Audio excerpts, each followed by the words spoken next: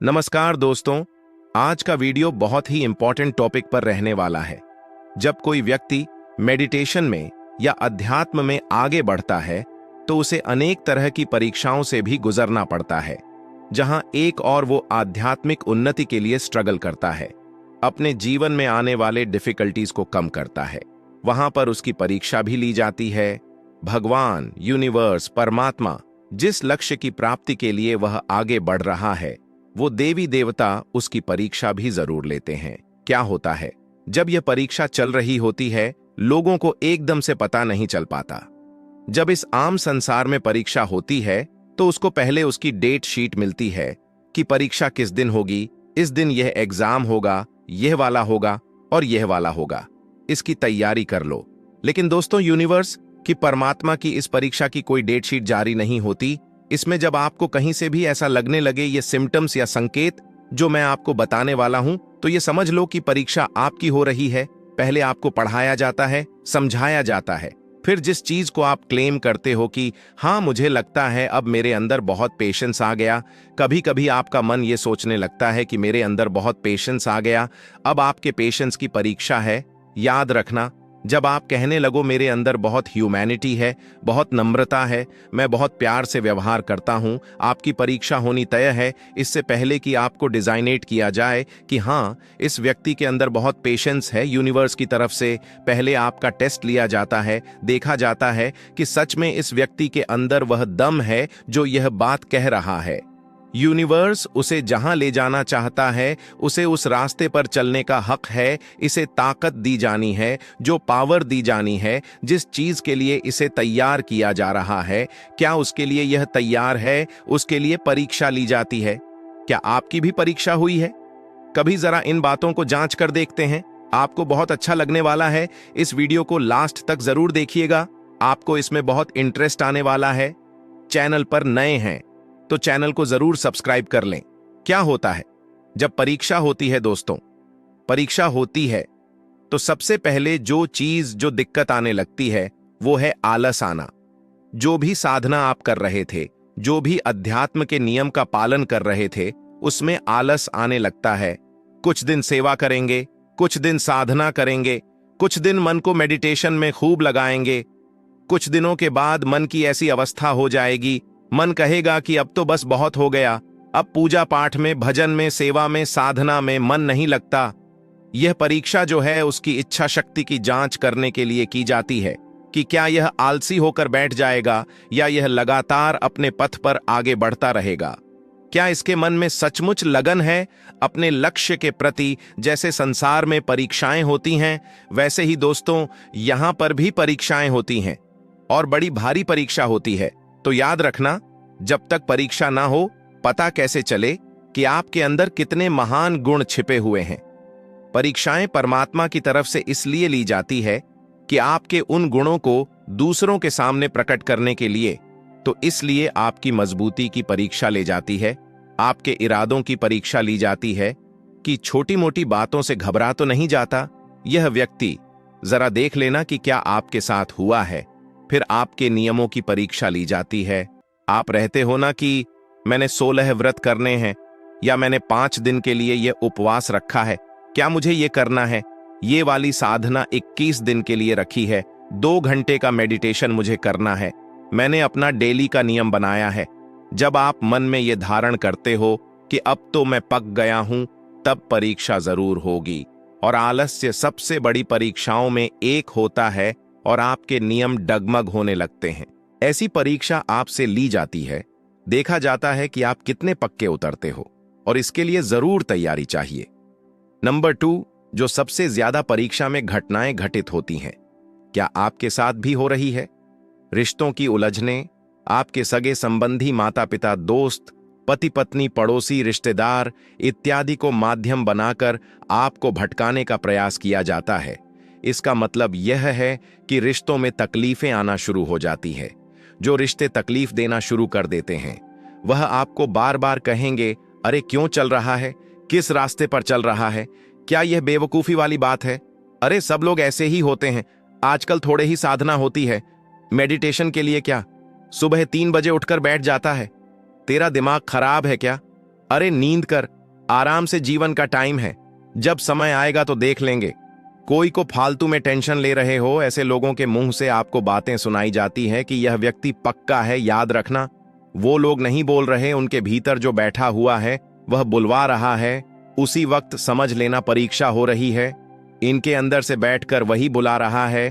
तो जरा सावधान हो जाना, सावधान हो जाना तुम्हारे पथ से भटकाने के लिए। और जो आप जिन लोगों पर बहुत ज्यादा विश्वास करते हो ये बोलेंगे, यहां तक कि माता पिता, आप बोलोगे धर्म संकट आपके सामने खड़ा कर दिया जाएगा। यार माँ बाप मन कर रहे हैं, माँ बाप की बात मानूं या अपने इष्ट की जो मैंने संकल्प लिया है उसे पर चलूं या इनकी मानूं, तो कहीं ना कहीं आपको बड़े प्यार से कंप्रोमाइज करके, बड़े प्यार से आपको समझकर अपने मजबूत संकल्प शक्ति का परिचय सबको देना पड़ता है कि देखो सारी बातें आपकी ठीक हैं, मैं आपका पूरा सम्मान करता हूं, लेकिन ये मैंने संकल्प लिया है, मैंने संकल्प लिया है, ये नियम पूरे जरूर करूंगा, प्लीज मुझे ना रोके। याद रखिए 2 4 5 10 आपको जरूर भटकाने का प्रयास किया जाएगा, लेकिन अगर आप अपने संकल्प में पक्के हैं तो फिर यह सब पीछे हट जाएंगे। आपके संकल्प के आगे सभी को झुकना पड़ता है, लेकिन एक बार तो आपको अपने इरादे पर, आपको खुद को बहुत मजबूत तरीके से चलना पड़ता है। याद रखिए कि क्या आपकी भी परीक्षा हुई है, जरा जरूर बताइएगा। नंबर 3, डरावने अनुभव। डरावने अनुभव का मतलब है कि आप कोई भी साधना करते हैं, आपको डेफिनेटली कुछ चीजें ऐसी डरने वाली दिखाई जाती है जो ध्यान में शुरू में बड़ा आनंद आता है, प्रकाश दिखता है, लेकिन कभी कभी बीच में ऐसा हो जाएगा, कुछ ऐसा डरावना चेहरा सामने आ गया या किसी के होने का एहसास होने लगा अपने आसपास में, या किसी भी तरीके से आपके ऊपर कोई नेगेटिविटी आपके ऊपर स्ट्राइक करती है जो आपके माइंड को पूरा डाइवर्ट कर देती है। ऐसे डरावने से अनुभव भी बीच बीच में होते हैं, ताकि छोटे मोटे सड़क यहीं पर बिखर जाते हैं या छोड़कर भाग जाते हैं कि बस परमात्मा या आपके देवी देवता आपको रुद्र रूप दिखाते हैं। याद रखिए, जब तक आप इन परीक्षाओं को पास नहीं करेंगे, अपने आराध्य के दर्शन नहीं कर सकते।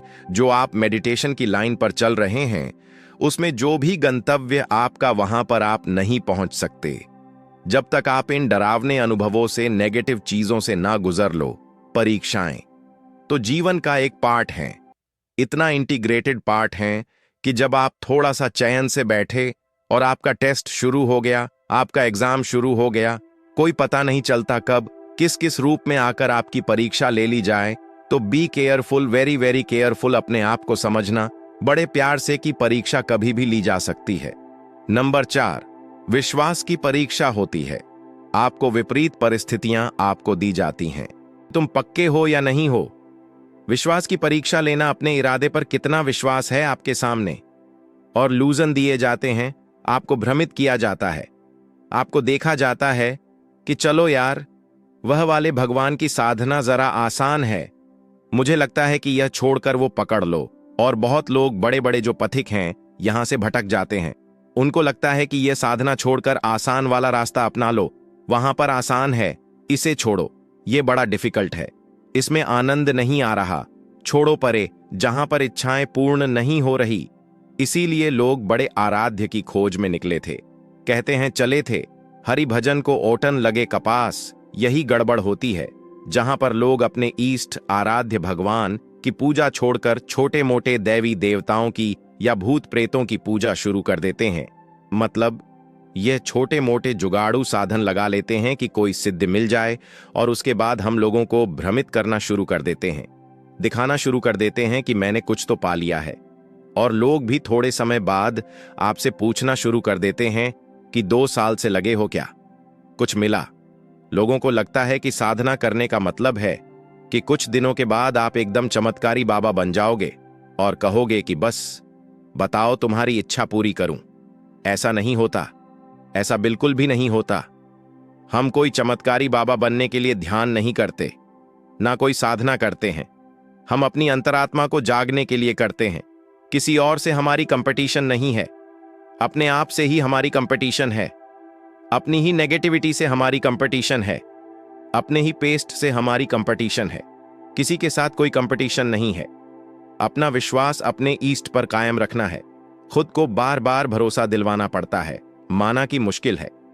सफर पर सुने मुसाफिर, चलता चल चलता चल, मुश्किलें आएंगी, जीवन में जरूर आएंगी, पर रुकना नहीं, झुकना नहीं, लगातार इस पथ पर बढ़ते रहना। बार बार परीक्षाएं होगी, अलग अलग रूपों में होगी। परमात्मा न जाने किस किस तरीके से परीक्षा लेगा। कभी प्यार से भी परीक्षा होगी, कभी धैर्य की परीक्षा होगी, कभी अपने परीक्षा लेंगे, कभी पराये परीक्षा लेंगे। और स्थितियां ऐसी हो जाती है, ऐसी परिस्थितियां पैदा हो जाती है, इतनी विकट परिस्थितियां आ जाती है, जब आपको लगता है कि अब तो विश्वास गया, विश्वास डगमगाए, अब तो अपने आप पर भरोसा छूट जाता है। तो ईस्ट की तो दूर की बात है, पहले अपना भरोसा छूटता है।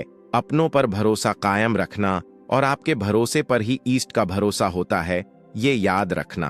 पहले खुद पर भरोसा किया जाता है कि हाँ, मेरा रास्ता सही है, मैंने पूरी सोच समझ के, पूरे तर्क बुद्धि के साथ अपने आप को कन्वेंस करके इस रास्ते पर चला हूं, मुझे इस रास्ते से कोई नहीं हटा सकता।